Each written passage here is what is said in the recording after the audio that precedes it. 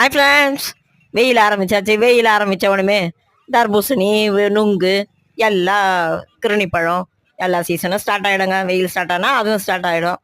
எங்கள் ஊரில் பார்த்தீங்கன்னா இப்பயே வெயில் அடித்து கொளுத்துதுங்க. மார்ச் மாதமே இப்படி இருக்குது.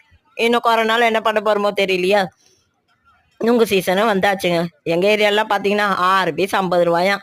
இதெல்லாம் வில்லேஜ் சைடில் பார்த்தீங்கன்னா ஃப்ரீயாகவே கிடைக்குங்க. அவங்களுக்கு என்ன பண்ணுறது, அவங்கெல்லாம் கொடுத்து வச்சவங்க, நம்மளே விலை கொடுத்து வாங்குற அளவுக்கு இருக்கிறோம்.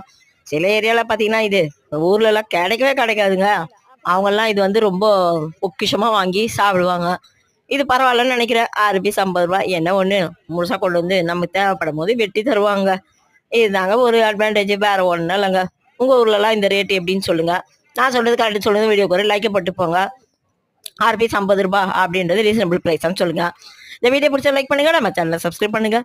கருத்துக்களை கமெண்ட்டில் சொல்லுங்கள். தேங்க்யூ.